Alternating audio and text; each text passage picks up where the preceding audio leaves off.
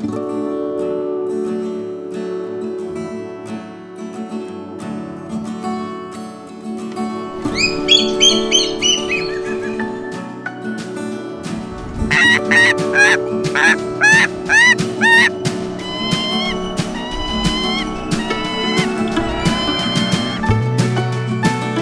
listening to the Falconry Podcast with Ben Woodruff. Hello everyone, Ben Woodruff here with another episode of the Falconry Podcast. I'm here today with John Griggs. Hey everybody. And we are here talking about a subject we're very passionate about, which is American Kestrels in falconry. Now, if you are new to the sport, or if you're a longtime lover of these, or a bird watcher, or anything in between, American Kestrels are the smallest species of falcon in North America, and they're really quite an amazing species. They're tiny, they're fast, and they're sexually dimorphic in their colors. The females are red and black, the males are red, black, and blue. So they have these different colorations that are very distinct, to the point that some people who see them for the first time think they're tropical birds. I've had that happen. You have like a rehab situation and somebody's like, I found a parrot that's injured, and it's a male kestrel. You're like, oh, okay. But well, they are descendants of parrots. That's true. Distant descendants of parrots. They are along the same family line, which is weird. I learned that recently.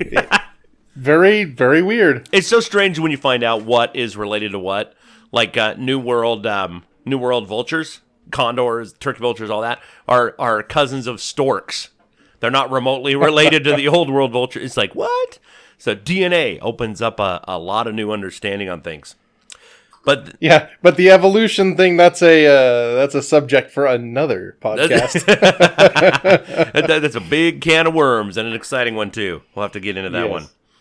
Well, Kestrels, American Kestrels, John and I both got into falconry in the 1900s, and back then, our national and state laws said that an apprentice falconer had to either have a red-tailed hawk or an American kestrel as their first bird while they're serving their apprenticeship time. It sounds like a prison sentence, right? Serving your apprenticeship. And there was this culture back then of this attitude that kestrels were just a toy. They were worthless. They were just, they're these little things that want to hunt grasshoppers, and you need a real bird like a red-tailed hawk that'll prepare you to someday get a real bird like a peregrine falcon or, whatever. And what was really interesting to see, when the laws got updated and they changed things and they said, really, an apprentice can have almost any bird, then I think there was this expectation that everybody instantly would go after all these other more complicated species. And what I've noticed is the opposite, because since that culture was gone of like, it's a beginner's bird, since there was no longer that attitude, now tons of people are flying kestrels when it used to be kind of the exception. So there, with more opportunities, people instead have gone back to kestrels. And And there's also the idea that, the basis of why kestrels and redtails were the two birds you could have is actually kind of feeding the reason why they're being used still mostly today. Mm-hmm. And that is, they're accessible. Yeah. I mean, and that's not to diss on redtails or kestrels for that matter at all, because, they're both viable game hawks. Absolutely. Redtails are great birds, but, they are highly available, really easy to get, easy to trap, and I really think that that's the primary drive behind why everybody's not flocking to Harris hawks. Harris hawks are, if you want to talk beginner birds, Harris hawks are probably a Passage Harris. It's like the most forgiving bird on Earth. Yeah. Oh yeah, and I flew one as my first dirt hawking bird, and that's probably the easiest bird to get flying at all. The thing basically trained itself to follow along. Even the weight management on a Harris, it's like how many people have you known over the years who you come to find out it's like, oh geez, you're flying your Harris hawk grotesquely fat, and it's like, well, they're occasionally connecting with game, and it's like, as a red-tailed hawk, they just wander off and sit on a tree and be like, I'm not coming down. But, a Harris hawk, it's more of a social bird, and they're like, hey, what are we doing? Oh, we're hunting rabbits. Okay, I'm a little fat for it today, but all right, It's just, so yeah. The other thing, too, though, is I think telemetry which was also more of a rare thing back in the day when we were kids. Telemetry was still being fine tuned, and now I think telemetry and GPS are still being pushed further and further technologically. But back then, very few people had them. It was expensive. It was rare, and a red-tailed hawk or a kestrel, you are less likely to lose hunting with them without telemetry than with other birds. Like if you're flying a goshawk or a peregrine without telemetry, it's almost a guarantee you're going to lose them. Which then it's like, how did falconry ever survive to the modern age when all they had at best was bells? It's like, oh my word! The times that I lost my Cooper's hawk 10 feet away from me in some bushes with a sparrow in its talons. Yeah. And it was just like dead silent, and I'm crawling underneath bushes. I can't even imagine how they did it back then. Well, we know how they did it because we both started without telemetry. But yeah, it's something that you get used to, isn't it? I lost my Harris hawk of 22 years today in my yard. I was out just doing, seriously, I was just flying Maddie. I was just exercising her. She was out weathering, and I'm like, oh, there's some sparrows. You know what? I'm going to let her go after some sparrows. So I just, I untied her and tethered her. She flew up on the roof of my house, and I flushed some sparrows, and she went over to the neighbor's yard and then over the fence where it's like this farmer's like back lot with all these old cars and stuff that are all broken down. And the sparrow went in there, and I'm like, literally, from my own backyard, I lost my Harris hawk for 45 minutes. Turns out she was on the ground running around looking for me and for the sparrow as well, because this sparrow went down and knew it was being pursued. But I'm like, yep, you can lose your own bird in your own backyard. So, oh my word. Yeah, so now, but that's an interesting point. Telemetry has gotten smaller and lighter, and I have seen a lot of people flying American Kestrels with telemetry these days. I have a transmitter for a Kestrel. It's a cheap beep that runs on 433 megahertz, and I built it myself, and it weighs under 3 grams, so it's not small too enough to run on a Kestrel. Yeah, and I ran it with my Coopers. Funny thing is the second I mount a telemetry system on my Cooper's hawk, I never had to pull out the receiver. Yeah, and of course, same thing with the Kestrels, but I mean, it's still the peace of mind of having it, right? Yeah. Well, and for those of you who are new to falconry, remember the rule of telemetry is the same rule as the kind of the unwritten rule of four-wheel drive, right? Don't use four-wheel drive to get into a place, because then if you get stuck, you're really stuck. Use it to get out of a place. And it's the same thing. Don't use telemetry recklessly. Use it as a backup. So fly your bird with good enough training and proper weight management that there's no reason they should get lost, and then if they do, you have that backup. Or if you're early 2000s Ben Woodruff, have a rear-wheel drive, what was it, an S10? Yes. That was, that piece of with crap a 4-cylinder. That thing was so bad. We used to drive through off-road situations where you probably should have had four-wheel drive. Totally bare wheels. The poor falconer's mobile. That's the thing. Falconry is almost a guarantee of becoming poor, right? It's like you spend all your time driving out to hunting fields, buying birds and equipment. But what do they say? It's when you die, it's not the number of breaths you have taken, but the number of moments that have taken your breath away. And falconry really provides that, these really intense, wonderful, special opportunities to see nature in a way that you just wouldn't see any other way. Even what they bring in, you fly a kestrel at a park just to the lure, and all of a sudden, every raptor hiding in your neighborhood comes out and screams at it, and it's like, I didn't know all these hawks and falcons were in the area. So it just, or you're holding your kestrel, and it starts bobbing its head and cacking. You're like, what? You get out your binoculars, quarter of a mile away, there's a fox, and it sees it, and you don't have that if you're just walking through nature. It just... Or like the other day when I was out, my wife's been working, 12-hour days, so I'm out there, flying our bird before it gets dark, just flying it to the fist, exercising it. And I walk all the way across the street, and I'm like, going to call the bird a good, 50 yards, turn around and squinting, and there's 2 kestrels on that perch. What's going on over there? So I call her, and she bolts over. Yeah, there was this kestrel, ironically enough, a kestrel I've trapped before, sitting there doing like head bows to her. Pre-breeding season, man. It's on their mind. They're like, a female. Making the moves. It's so funny when they do. Like, you've got to wonder what they're thinking. Like, when you have... Because, I mean, that's a real thing, especially with Kestrels, where you will have a male show up and, like, offer food or, like, try, like, hey, do you want to mate? Do you want to start a family? And the female Kestrel is just like, I'm with this guy. I'm with this monkey man down here. I'm not interested. It's just like, what on earth must that male Kestrel be thinking when that Kestrel then, the female, flies down to your fist? It's like...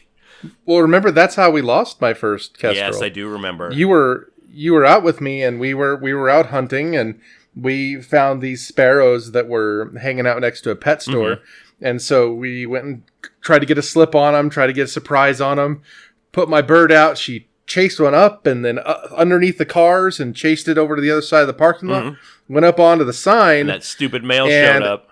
Yeah, as we were getting some meat ready to call her down to the lure, male came up, jumped on her back, trying to mate with her. And she's like, I'm not having any of this. I'm with the monkeys down there.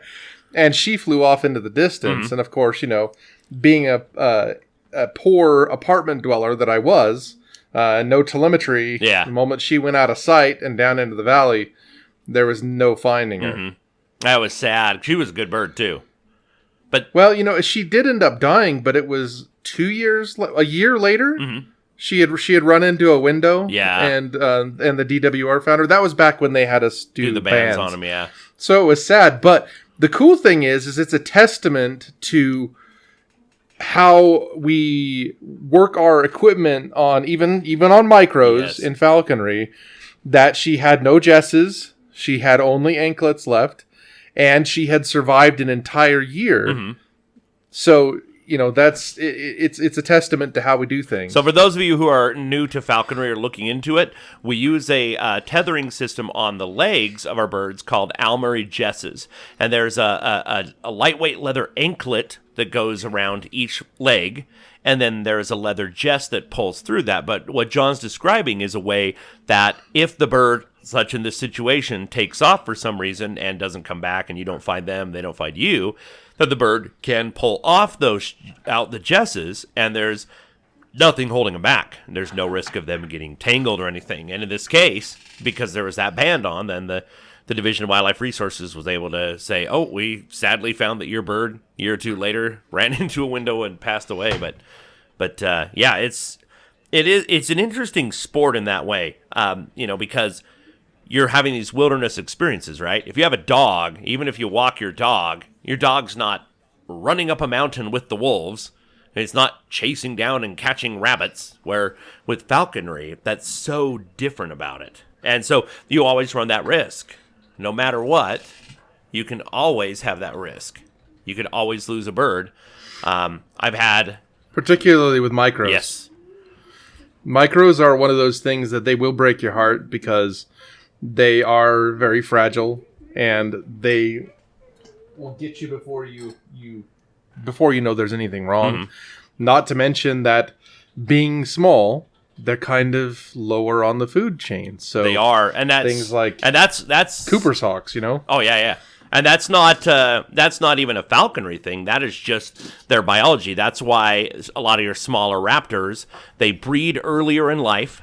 They have much larger clutches, and some of them will even breed in first-year plumage, like Cooper's hawks, because they live fast and die young. It's like, well, we got to keep the population boosted. So a lot of times, a bird that hatches 1 year will breed the very next year before it has adult plumage. And that's unheard of in a lot of raptor species. So, yeah, it's a hard life for micros, and that is the difference. If you were just an educator or some pet keeper or a zoo, and you had, okay, we're going to keep this little bird. It's yanked out of the food chain. It's yanked out of natural situations. Then, yeah, it's going to live a good, long, easy life. But falconry is not pet keeping. You're still trying to keep that bird in the food chain where anything can go wrong. Birds can still get caught by larger predators. They can still get hit by cars, shot by people. I've had birds shot. It's terrible. So it's not the safest sport, but yet it is very raw, very real, very, I don't know. It's just different. There's really no other sport like it in that way. It's kind of different. Yeah. Yeah, and for anyone that's new out there flying Kestrels, if your bird does happen to get caught by a Cooper's hawk, if you charge and yell and scream, especially the males, they'll probably drop it. Yeah, you just have to act fast. You got to jump in and show a big force, and then because it's that fight or flight thing. When a predatory bird catches another bird, if you're charging them, they're like, well, I can fly away carrying this kestrel, but that big monkey man coming after me might get me, so I'm going to drop it. And it's they don't have time to think, and that's a safer way to go. But kestrels are interesting because there's not really a rich history outside of the United States until after the 1900s of legitimately using kestrels in falconry. People have kept them over the eons, for just messing around, but in Europe. So here's what's interesting. In America, I mentioned earlier, there was sort of this, a kestrel's a beginner's bird. It's just a toy to learn how to call a bird to the fist, do some weight management, and have them fly to the lure. In medieval Europe, that was kind of the attitude of a lanner falcon. That it was sort of like, a lanner falcon isn't as spirited of a hunter as a peregrine, or a saker, so that's kind of the beginner's bird. And then a kestrel was so far down on the totem pole, the Eurasian kestrel, also called the rock kestrel or the common kestrel, that there wasn't a history of its use. And most other countries of the world that were practicing falconry, they had some species that was really focused on in their area, like sakers in the Middle East, or eagles in Mongolia, or goshawks in Russia. So it's like, why would you mess with a kestrel when the point was to get dinner? You're trying to successfully get food. But then where America had no history and people started getting into it, then kestrels were given a fair chance. And the fact that we have these digital scales nowadays makes it so much better, where we have so much more success. And John and I have both flown a lot of American kestrels, but I've flown several Eurasian kestrels as well. And the comparison is interesting because American kestrels are tiny compared to Eurasian kestrels. Like a Eurasian kestrel is even bigger than a merlin. They're massive by comparison. And I had no idea before I got my first Eurasian kestrel. But even though Eurasian kestrels are much larger, there is no question, from my experience at least, that American kestrels are far more spirited, far more gamey, and willing to pursue and hunt than Eurasian kestrels. They just definitely totally different. Yeah, American kestrels have an amazing tenacity to them. I mean, regardless of how much flight strength they have, or foot size they have, or foot strength they have, grip or whatever, they've got an incredible spirit about them. They really do. They're very spirited, very tenacious birds, and I've caught hundreds of starlings and seen amazing battles. And the battle isn't always in the air in a long pursuit. But that doesn't mean that it's an unworthy hunt. Right. And a lot of people, and they judge it that way, right? They think, it's not a long pursuit that's very exciting for me to watch. It's not an athletic performance, but so what? Yeah. But it is an athletic performance. If you've ever seen a starling wrestle in slow motion with a starling, or a starling and a kestrel wrestle, it's like a saker on a bustard. There is, it's a chess game as they're grabbing at each other, where they're wrestling for position, because starling feet are entirely capable of seriously damaging a kestrel. Absolutely. They really are. And their beaks, very capable. It's like a peregrine tackling a great blue heron. I mean, the beak is long and powerful, and they will stab with it. And they're strong, and they've got that fast twitch muscle. They are a really worthy game. No matter how you find advantage to take them, they're a worthy game, and it's really incredible. And these kestrels, they're so smart that they figure out really fast the advantage that they have being with you, right? So when they hit a starling, they're not going to wrestle with it in a way that they believe that they're going to eat it. They know you've got their back. That's right. And we saw this with Isis all the time. She learned this probably 10 kills in, that all she had to do was grab a hold of their head and hold them away from her. And then you were going to jump in and back her up. Yeah. Oh, yeah. And there was a few times where I couldn't get to her quite. She was a bit farther away or something like that. Or I had to walk 100 yards to get to her. Yeah. And she would just sit there the whole time. She wouldn't mess around. She would just hold them at distance. And so they're smart. They learn it so quickly. And for those of you, because people listen from different parts of the world, the two main quarries we go after in America are the European starling and the English sparrow. Now, I know in some countries the European starling is a celebrated songbird. In the United States, they were introduced, and they have been an incredibly destructive, invasive, non-native species here. So because of that, even if in your country you're a big fan of starlings, it's a beautiful songbird, here in America, the government battles them constantly and wishes they were not here because they decimate so many of our native species. And so we're actually encouraged to hunt them, and so that is the reason. But they really are a worthy quarry, and they do take a lot of battle. And I guess it's there was actually discussion recently that I saw about this where it's a positive thing that they're available to us to be able to hunt, right? Yeah. So when we say, they're invasive, and I do truly wish that they would be gone so that our native species could come back. Yeah, but certainly. The fact of the matter is, it is, it's positive for us microhawkers that they're still there because they're a really good quarry to hunt. Yeah. Well, and especially... They're not going anywhere. They're not. They're not. They've done so well here in America, sadly. But in another podcast, we'll go over merlins and we'll talk about flock hawking and having a merlin work an entire flock of starlings. But it's a different style where kestrels are usually hunted, in a different way than a merlin. So, but that's... Yeah. But but one of the interesting things, so people now are using kestrels that are not always just trapped as an apprentice.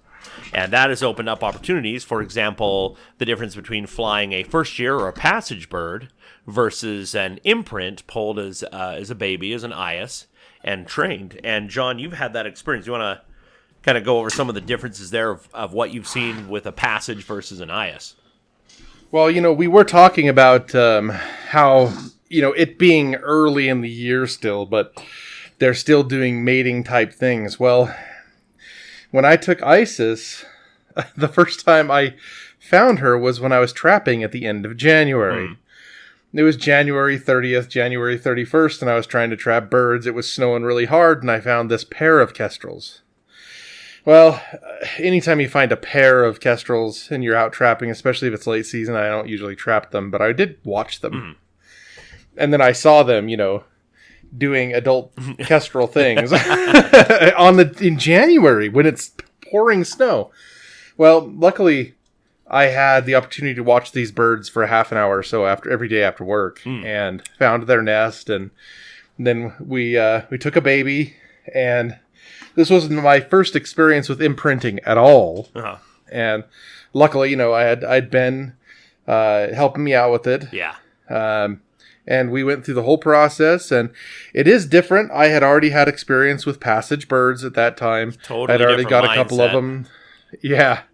Yeah, and a totally different kind of bird, They look at you a lot different in a kestrel perspective. They look at you more quickly as a parent than the other kestrels do. For example, the kestrel we have now is already making baby noises at me. Yeah. And she's a passage that, even late season passage. So they usually all do end up kind of looking at you like that as a parent or a sibling, and then eventually a mate. Yeah, because it's that food thing. At least in my experience, right? And a lot of people may not have experienced that or recognize it if it's happening, but food is the language of trust in birds of prey. Everybody will kill you for your food except for your parent or your mate. So when you start feeding even a non-imprint, many birds of prey start to get a sort of, I don't want to say confused, but sort of an amalgamation of different things. Like, okay, we're hunting partners, but you're also kind of my mate, maybe, sometimes of the year, or you're kind of my parent, or same thing, a non-imprint bird that you have trained, if it hears another imprint doing baby screams, it can pick up baby screaming again as well, because it's like, oh, yeah, I'm wired that when food is available and there's a parent figure, I should scream. So we oversimplify the mind of a bird, and I think there should be a lot more discussion about the psychology going on, because there's a lot more at work than we give them credit for.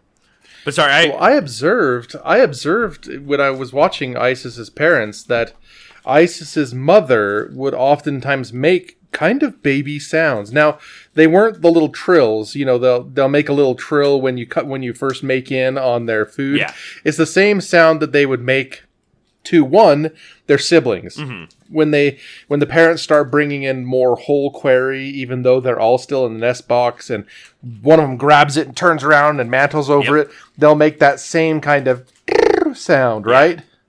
And they'll kind of mantle over and say, "No, this is mine." Well, that's also the same sound that the parents made when they were bringing food to each other. And so I've noticed the same kind of a thing. And Isis, when she was a little bit older, after her first season, started, bowing down and kind of making that noise to me. So in terms of their communication, it's really neat that they have kind of variations with this stuff. Yeah. And I really have enjoyed. They have such a neat personality to them. Oh, they totally do. And I love that they're like that an imprint kestrel is such a beautiful blank canvas, and it's easy to find prey for them. You don't have to go far, but it's like they don't know. You could train them to catch skateboards, or you throw potatoes in the air.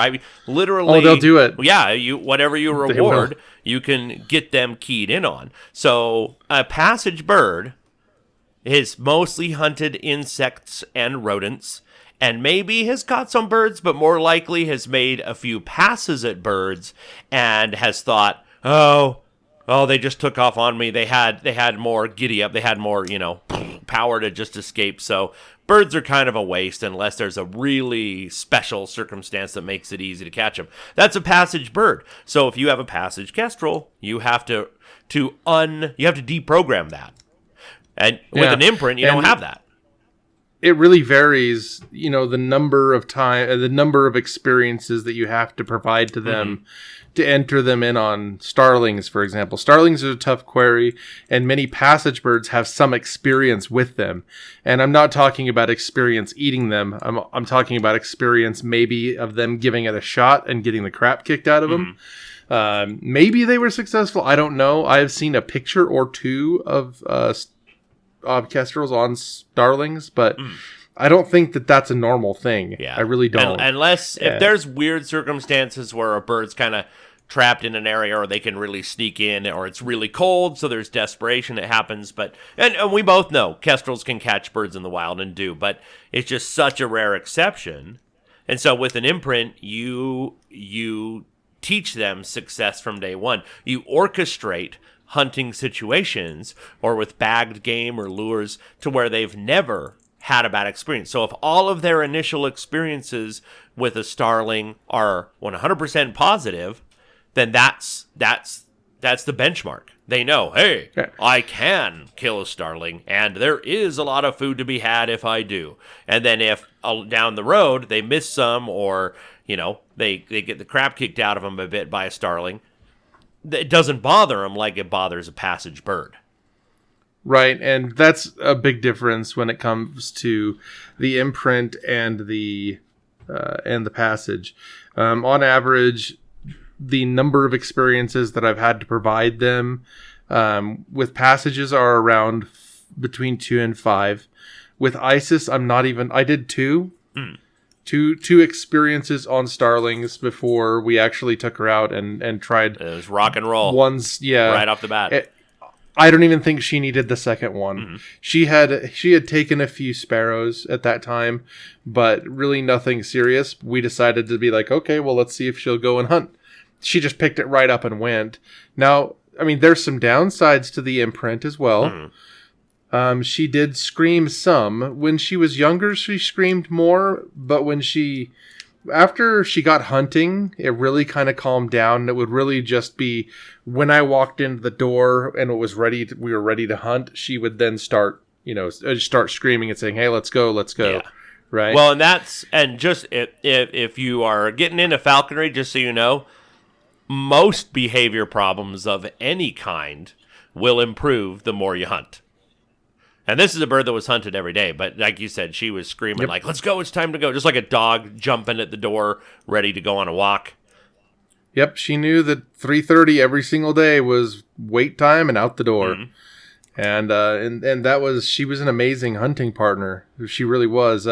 Now, in terms of passage versus imprint, I think that if I were recommending someone new, whether you're a general or an apprentice, I think that the family bird is really the ideal situation because you've got the advantages of the imprint and the biggest advantages that I see from an imprint outside of when you get a small baby, you feed them as much as you can and they're obviously going to be a little bit bigger maybe, but I don't really think that I think genetics has almost as much to do with that, with how much they're fed. I don't think there's a big gap there. I agree. That's my personal opinion. But the advantages of taking a family bird is that you're going to have less screaming, but you're still getting that blank canvas. Now, I don't know if that's the best scenario for every bird, but I think that I agree with you on that one. I've seen you talk about it in your video. Mm-hmm. The best thing to get is a family bird. And by family bird, in case don't know exactly what that is, this is the time after they're fully fledged. So you're trapping them normally. You are not taking them as an eyas. You're trapping them as you would a passage bird. They're just still hanging around with mom and dad. Yeah. That's the only difference. They are fully flighted. They are fully fledged. They are passage birds. They're just still, or mom and dad are still making sure that they're making it. Yeah, they're not socially awkward. They learn all the lessons that come with growing up as a family, so they don't get too not emotionally needy, but that is so true that they reach an age where mom and dad ditch out, and it's like, oh, I'm an adult now. But with a kestrel, the family bird age of getting them where they're still kind of hanging around in the area with their siblings, but they haven't developed the bad habits of realizing, oh, it's hard to catch birds. I'm just going to go after grasshoppers and dragonflies. They haven't learned that yet. They're still somewhat dependent on mom and dad, and they're in the process of becoming independent. And that's the perfect age. It's such a great time to get them. Oh, yeah. Yeah, and out of by far the best kestrel I've ever had was Isis, and she was an amazing bird. She might have been an exception in terms of hard imprints, but I also, since it was my first imprint, you spent a bunch of time making sure that I was doing it right as well. So yeah, you and her both did a great job. So what do you think? And a story, it just came to my mind. You remember that year you pulled out or drew out for the peregrine take. Mm-hmm. Remember that? Yeah. And we all went down to St. George, and I've got this baby kestrel. And you guys are out hiking, and because I'm horribly out of shape, I came back to the car and hung out with my bird. Mm-hmm. And the day was drawing on, and we hadn't fed the bird yet, so I took it upon myself to take a towel and wander around outside and throw this towel over grasshoppers. And I fed my bird completely up with these grasshoppers. It works. And it's just it works. Oh, she loved it. Yeah, she loved it. It was fun. It's interesting too. I'm not saying that I'm advocating this, but it's interesting just how our mindset can be different. You don't know what you don't know. Whatever little mini cultures there are within falconry. So an example of this: one of my former apprentices, he had a kestrel, but he also worked at a pet store, and he was used to bringing home mealworms to feed his reptiles. but he was also using mealworms as tidbits for his kestrel. And I'm like, what? What? I don't know what I think about that. I can't formulate an opinion on that yet. Because I'm like, well, they eat insects in the wild. What's the nutritional value? I don't know. Does that throw off your weight management? Didn't for him. So it's just like, I never would have thought. And I'll tell you, it gets even weirder. Like, I think it was Hungary, where they were, still today, where they trap migrating sparrowhawks. And they fly them on quail for the season and then set them free. But they only feed them hard-boiled eggs. I'm like, what, the chicken? What? Why you? And they do them. And they fly these birds fit. And they fly them for like 2 months. And then they set them free. And they catch a bunch of quail with them. Supplements, the people in the town. It's their food.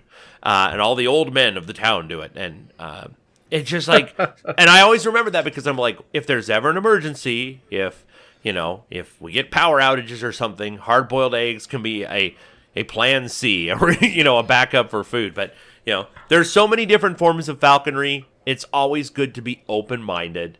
I'm not saying go feed your bird eggs, but kestrels are an example of that, How many people thought they were just worthless, and yet people are flying them and having a great old time, taking a lot of game, getting their birds out hunting. And it's like, and somebody could say, oh, well, they're not as good of a hunter or a spirit of a hunter as a merlin or a peregrine. Great, fine, whatever. So if the person is enjoying flying them, why do you care? Why put down somebody else's form of falconry if they're doing it right and having success and having a good time? If the bird's healthy, if the bird's hunting and getting flown and they're having a good time with it, so what? Well, there are a couple of things. Like, okay, so there's a lot of people who hunt their birds on insects, for example. And I think that that's great. I mean, if from what I understand, having your kestrel flying on insects, catching airborne insects and or dragonflies, things like that, is actually a pretty cool thing to watch, right? It's actually more akin to merlin falconry than kestrel falconry. It's just a little bit closer, if you know what I mean. Yeah. Well, and again, this is putting myself down here because of my own biases. If I would be like, oh, why are you hunting grasshoppers? But yet, it's interesting I don't know the person, but somebody online has been circulating these videos. They're somewhere, some old world country, and they have a falconet, something like half the size of a kestrel. And they're hunting butterflies with it, and it flies off, catches a butterfly, and brings it back to the fist. And everybody and their dog online is like, wow, that's so cool, including me. I think it's awesome. It's like, wow. And then I'm like, wait a minute. Some of the same people who would be like, why would you hunt a dragonfly with a kestrel, are some of the same people saying, wow, that's so cool. And I'm like, well, what's the difference? Why is one it's not dignified falconry, but the other one is like really cool and unique. So it's just good to be open-minded. Well, I'm never going to be one that judges folks on what they consider to be fun. Because I've got more unusual or rare hobbies other than just falconry. So I wouldn't want to judge anyone for that. But I think the one thing to remember about kestrels is that if you want to hunt something like starlings, but you're entering your bird on insects, that's going to have an impact. You always got to be careful that your bird is going to end up self-hunting insects when you're out there trying to hunt starlings. Yeah, absolutely. Just because insects are such an easy and widely available prey. It's like trying to hunt your Cooper's hawk on quail, but in every field you go to, they're crawling with sparrows. Yeah, they're just going to... You're going to have a Cooper's hawk that carries off sparrows or just catches a whole crap ton of sparrows. That's something you have to be aware of. Yeah, so you have to when plan people it. see these videos. You got to be conscious about that and say, okay, if I want this kestrel to ever hunt starlings, then I need to plan for it. I can't just be like, oh, I'll do some dragonflies this time and some starlings. It's not going to happen.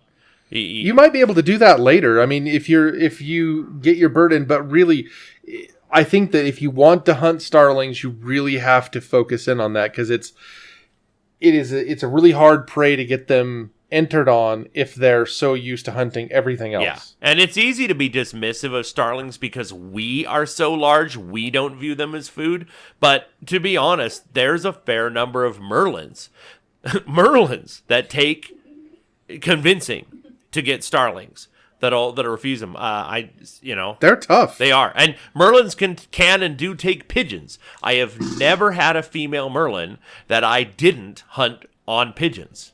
I love hunting like alley pigeons and barn pigeons with merlins. And yet, a much smaller bird, a starling, they might balk at when they're still learning. So asking a kestrel, which is much smaller than a merlin, to do that, you have to think it through. Speaking about large prey like that, I did see a couple photos. I think they were posted on one of the Facebook groups that I follow, of a kestrel, obviously a wild male kestrel, on a mourning dove. Dang, that's awesome. Yeah.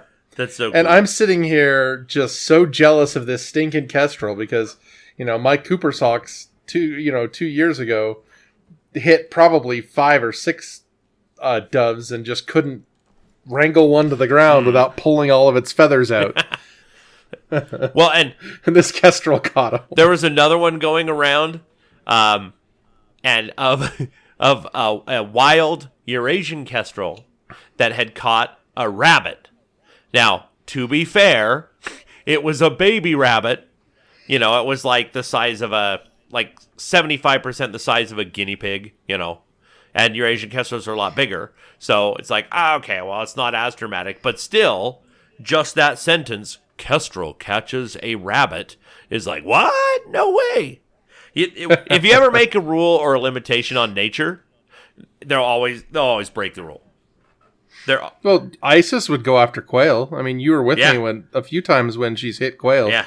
I mean, she had no dream of holding on. I mean, maybe if she'd have got a hold of a head or something like that, she could have held on to the off button, but she just would pull a couple of feathers and they'd be gone.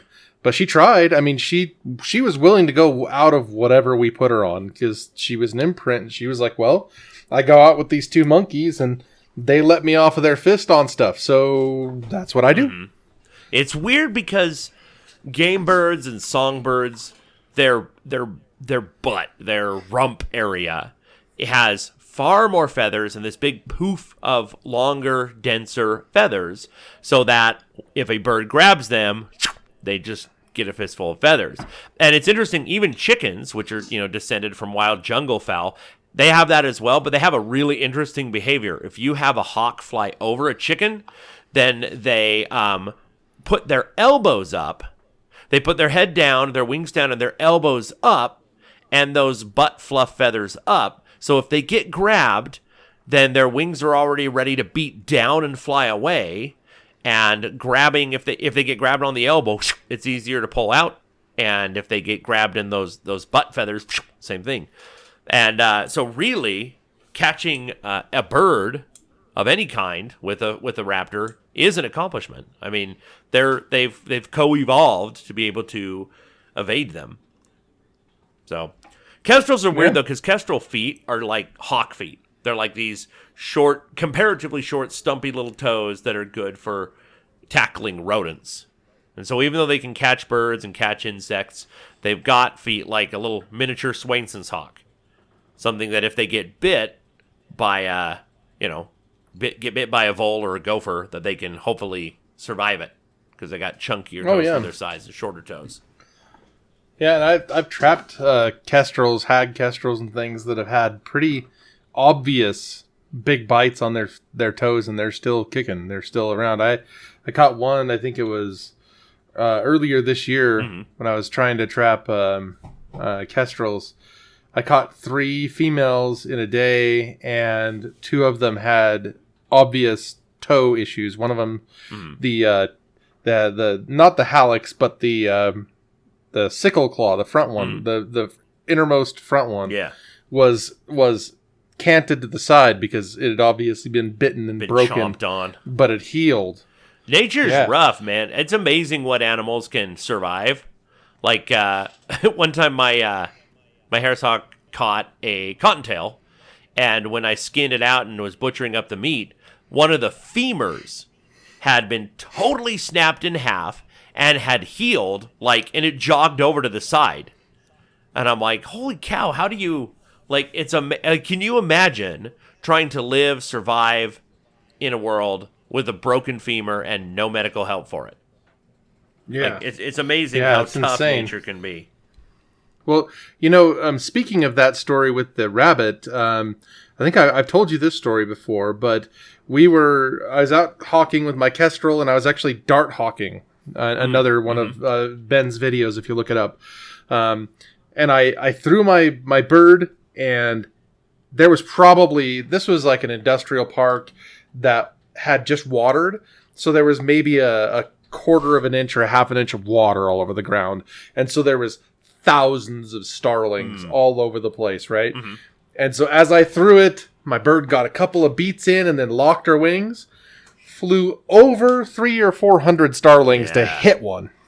The whole flock goes up, and we come running in, and I jump down on the ground and get soaked. That's when I discovered there was actually water under the grass. It was great. And dive down there, and I'm wrestling with them, and I dispatch the bird. And I'm looking at this thing, and I'm like, this is a huge starling. Oh, wait, this is a great-tailed grackle. Huh. And I'm like, wow. And this bird is 4 inches longer than Isis is, right? And so I'm looking at this bird, and I had opened it up, and I was letting her eat, because, you know what you're supposed to do. Let your bird eat. Let it lie, yep. If it's a species. Right, let it lie. Mm-hmm. And I'm like, why did you fly over 400 starlings? I mean, this was a parking lot full of starlings, and you went into the middle of it to get this bird. Mm. One leg. Ah. It had one leg. And she could tell that was a hindrance. Yeah. Yeah, somehow she knew that bird was somehow hindered, and that's why she took that instead of the starling. It's so crazy. Yeah, it's true. They can recognize... their frame rate, their ability to see and absorb visual information and process that data is so much faster than us. Anytime I've hawked sparrows with Cooper's hawks, flock of sparrows goes up, they go right to the middle, and they'll catch, and they're like, oh, yeah, they got a sparrow. And then you look on the ground, and it's like, oh, this sparrow has a deformed leg, or this sparrow is missing an eye, or this sparrow, it was missing a few wing feathers, and there's some hindrance that they pick out. And it's like, you can't. Same thing that cottontail I told you about with the broken femur. Yep. In that instance, there were 3 rabbits that flushed out, and she started chasing the first 2, and then banked off and went after that one. And there was no visual sign I could tell that it was going any slower, but she could tell that the rhythm of that rabbit moving was off, and that something was wrong, and she caught it. And it's like, it turned out to have a broken femur. Well, and I think we probably talked about this before, because we have these kind of discussions all the time. But one of the main differences between us and animals, and maybe that's even more distinct in predators, is that while we use judgment and logic and thinking, they intuit everything. Everything is intuition. Mm-hmm. And it appears to me that intuition is on such a higher frame rate, like a higher processing speed. So much quicker. Yeah. They don't think about things like that. They just instinct. Mm-hmm. And it's incredible. And we still have instincts and things like that. And they do operate at those fast frame rates. I mean, think about this. Even one time some kids threw a football at me, and it was off in my peripheral vision. And I didn't even think about it. My hand just came up and caught it, right? Same kind of a thing. For them, but with it happened so fast. Right? Uh-huh. It just absolutely. But it's everything. That experience, and I think everybody's probably experienced something like this. Mm-hmm. You know, something got thrown at you and you caught it because your instinct kicked in and you caught it, right? Yeah. And it was way faster than you probably would have, thought to do it. Mm. And that's something that's amazing. Yeah, so we always project our experiences onto animals. We always do. And that's a prime example. We just kind of assume that they would just see, that your kestrel would have seen just a big sea of black birds. And it's like, well, for her, it was totally obvious that grackle was a different species and that it was missing a leg and was hindered. She could tell it instantly. So I can't even imagine experiencing the world that way. Like, maybe it was the way it stood. Maybe it was the way that it hopped right as she left my hand, right? Yeah. And that has to be a jolt, getting thrown like that. But and she loved that, by the way. We probably caught 50 or 60 dart hawking. Yeah, it's a cool way to do it. If those of you who are new to falconry, dart hawking in traditional like European falconry, you see it a lot with sparrowhawks, where you're holding a bird like a dart, like a little mini javelin. Their wings are folded up, tail's folded up, legs are back.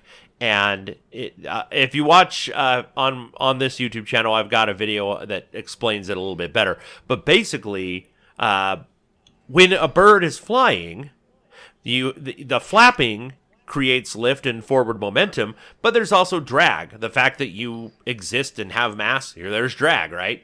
So when their wings are folded, if you throw them in a dart, then for the first several feet to a few yards, there's hardly any drag. They're just a missile. And then they're using the momentum it's kind of like launching them with a jetpack. And the other thing that's really neat is a bird thrown like a dart is invisible. And that it gives kind of a clue into the minds of the birds that we hunt, because they recognize the wing beat. They recognize, this wing beat is a hawk, this wing beat is a falcon, this wing beat is a dove, this wing beat is a robin. And without that wing beat, you can be right next to a group of sparrows or starlings and throw a kestrel as a dart, and they don't see it until the wings open up and it starts flapping. So it gives an amazing advantage. And kestrels can be fairly easily trained to do that, but you have to make sure they have success their first several times doing it. Otherwise, they're going to be like, what are you doing? Oh, yeah. It has to be a really easy slip. The times when, and this is something that you told me when I was starting into it, because you suggested this method to me and I thought you were crazy. Mm-hmm. And you're like, no, look, and you grab my bird and you're holding it there. And I'm like, wow, she's okay with that.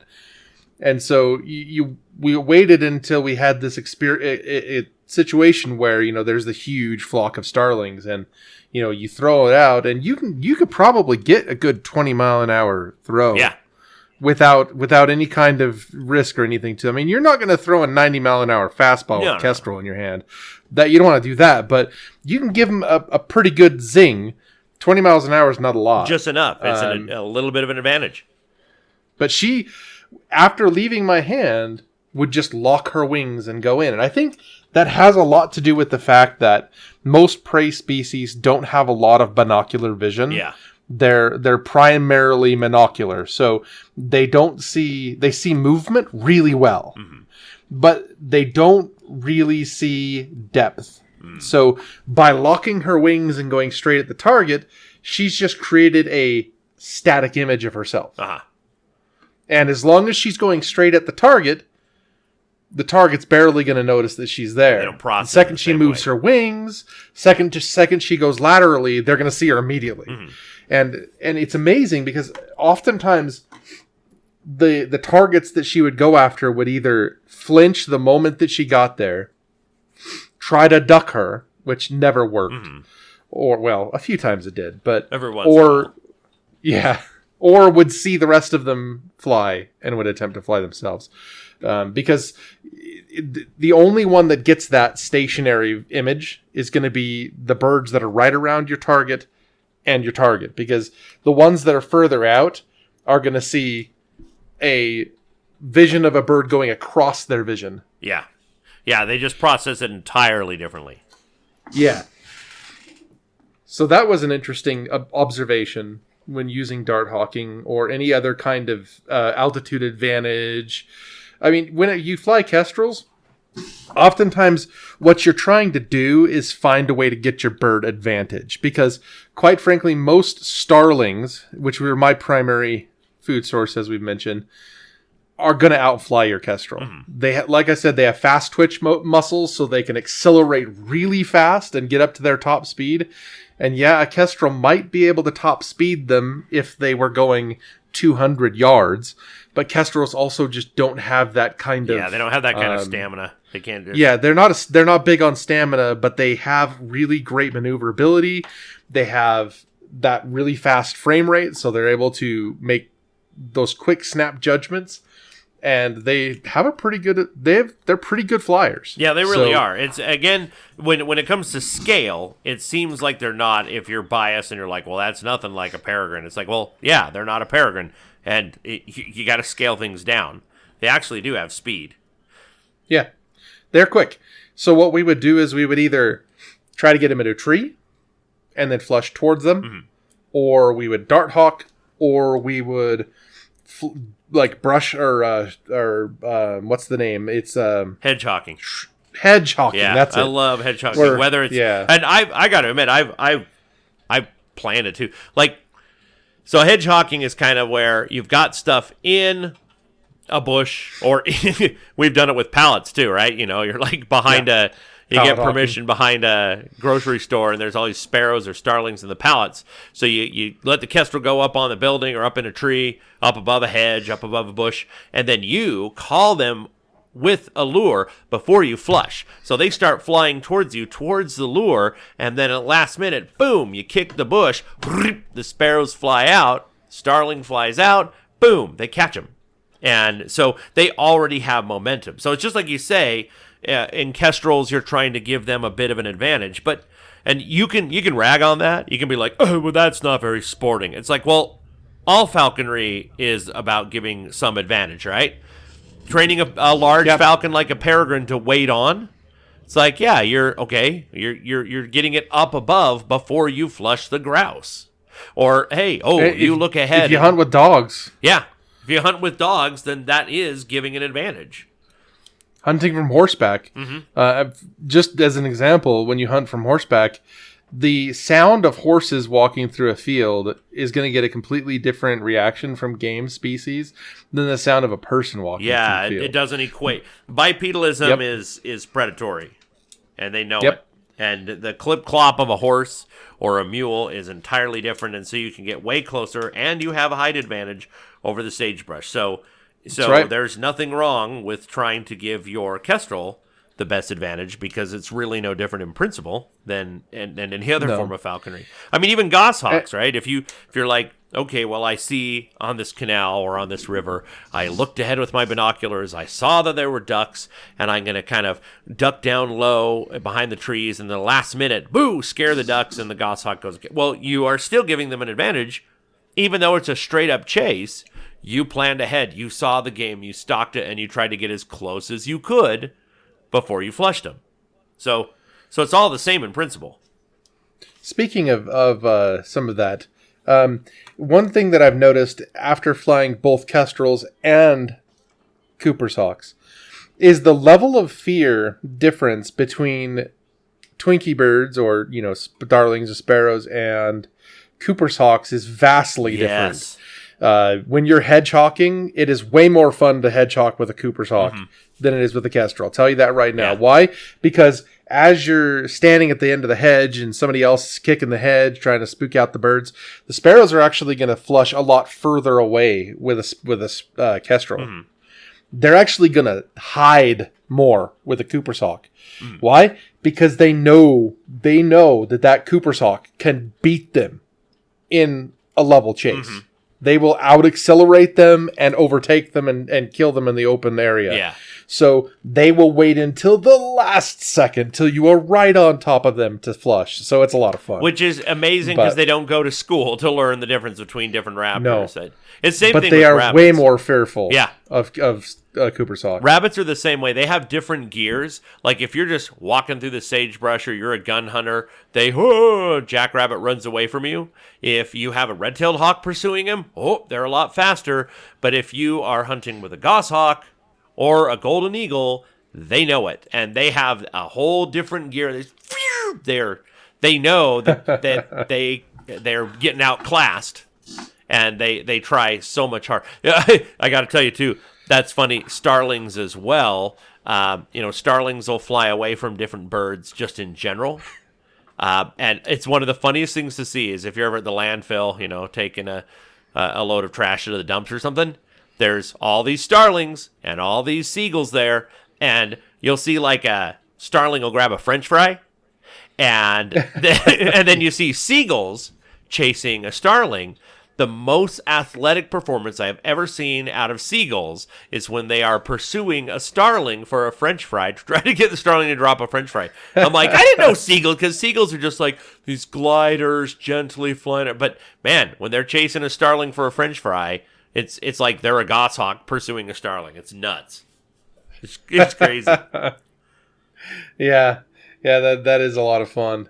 I don't think I've ever seen that personally. Well, speaking of starlings, I think I've had 4 starlings that were chased into a parked car, by my Kestrel. Huh. Yeah, and kind of a the couple Hail of Mary them I pass. caught. Yeah. They're like, I'm gonna go hide in there, and the Kestrel just chases them straight in there. Yeah, Kestrel doesn't. Luckily, they were always our car, but yeah. Well, this podcast isn't the all-encompassing everything you need to know about Kestrels. I just wanted to talk with you about them. But one thing we didn't get a chance to talk about yet was hybrids. And I know it's kind of an interesting subject because, again, there's a lot of naysayers about Kestrels in general. Oh, they're not very good hunters. Well, they are. It's just if that's not your style of hunting, don't fly them. But because American Kestrels are so gamey compared to Eurasian Kestrels, but since Eurasian Kestrels are so much bigger, I've always dreamed of crossing those two. I always thought that'd be neat to have something more with the spirit of an American Kestrel with the size of a Eurasian Kestrel. I don't know if anybody's ever done that. It seems like they breed everything over in Europe, so somebody's probably done it somewhere. But I'm sure. And I know people listen to that and be like, "Well, that's stupid. Why would you do that?" It's like for the reason I just said, because Kestrels are fun to fly, and having a bigger American Kestrel might be kind of fun. Well, it's not as sporting as a peregrine, so. Well, speaking of which, you want to really tick off the purists? Yeah. You want to know what my all-time favorite American Kestrel cross is? What's your dream? American Kestrel Peregrine. There you go. Yep. I'm sorry. They're awesome looking. But not just that. I have actually followed some people who hunt them, and they are a really neat cross. Mm-hmm. The ones that I know of have mentioned that they do get the American Kestrel pluckiness. Mm-hmm. You know, the gaminess.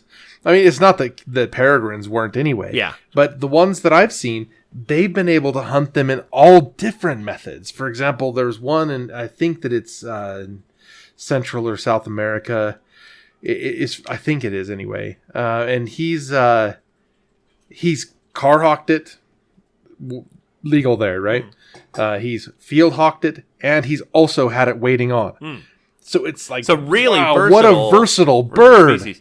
And I think the rule, I always tell people, anytime people start getting super opinionated about hybrids with falcons, I'm like, here's my rule. Anything you put peregrine DNA into, it will improve whatever it was. Yeah. So that's the truth. Just get a peregrine if you're so uptight about this hybrid versus that. And it's like, hey, maybe there's a hybrid you're passionate about. Or I know like Gyr peregrines are arguably the perfect combination for hunting sage grouse. So I get it. But like here's what I think the American Kestrel peregrine hybrid could be perfect for. I think it could be a drama-free version of an Oplomato. Okay? Quail. Yeah. Quail and dove. Yep. You can hawk it's off the fish. 250 grams. I mean, yes, you're not going to be taking ducks. You're probably not going to be doing anything like pheasant or like I said, duck, or heaven forbid, trying sage grouse with a 250 gram bird. Yeah. But for what it's sized for, it's a pretty neat idea. Yeah, and it's going to be willing to crash the brush. See, everything, okay, Oplomatos, I love them. I've flown several, but they're weird drama birds. They have issues, and that doesn't mean I won't fly them again in the future. I still love them for what they are. But my hope when I got my first Aplomado was like, oh, it's the falcon version of a Cooper's hawk. So it can be like a bird that's willing to crash a brush. It can wait on. It can pursue directly. It can follow along like a Harris hawk. Cool. But yet they have aversions to the hood. They have kind of some drama issues at times where they're like, weight management isn't an issue. I just want to go self-hunt and dink around. Carrying. Yeah. And so that one, I've heard many places. And I'm not slagging on them. I love Aplomados. I absolutely love them. I'd love to try one someday. But they weren't what I was hoping. And I think that the American Kestrel Peregrine Hybrid has the potential to be a really fun, versatile game hawk. We'll see. Yeah. I'm going to fly one. I'm telling you, I'm going to fly one. I would love to fly one. And people are going to rag on me. They're, what a worthless bird. You put a little American Kestrel with a peregrine.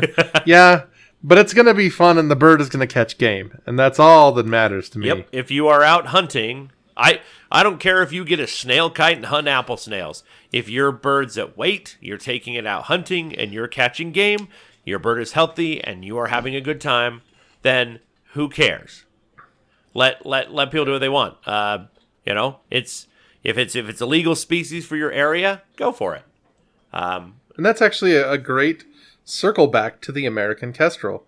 For people who are interested in flying with them and have heard others say that they are not good game birds, they're just parlor birds, they're just for fun. No, believe me, just take a quick search on the internet. You're going to find a lot of videos and a lot of posts about people taking game with Kestrels. Yeah. Yes, it's not ducks. It's not rabbits. It's not squirrels. It's Twinkie birds. Mm-hmm. But you know what? I don't think you should ever give anybody trouble about what they're hunting, as long as they are. As long as they're doing it. Yeah. Let people follow their passion. Like, I got to tell you, my favorite falcon is the Lanner falcon. And one of my mentors, I won't mention his name here, but he accurately said, he's like, what would you do with that? They're just bells of feather. He used them for education and stuff. And I'm like... You're obsessed, Ben. You're obsessed. But I was like, you know what? I'm like, you are correct. A peregrine will outperform a lanner. A gyr peregrine will outperform a lanner. But you know what? I love lanners for what they are. And I love hunting. It is harder to take out ducks with a lanner than with a peregrine, but I love it. It's the joy of the species. That it's a species I'm passionate about. And he's like, oh, well, that makes sense then. So it's like, yeah, it's the same thing with Kestrels. If you want to fly one, do it right. You pay attention to your weight management. John and I would both recommend you keep them indoors. It's a lot easier to keep them social and keep that weight management perfect. But just go have a great shelf time. Perches. Yeah. Shelf perches are amazing for them. And really easy. Yeah. It's just such a good way to do it. Yep. Well, I hope all of you enjoyed this. This was kind of a fun subject because we're both passionate about it. And if you have any questions about Kestrels, feel free to put them down below in the comments. We're happy to answer the best we can. And let us know what other podcast subjects you would like us to go over. And we'll be back next week. And until then, happy hawking.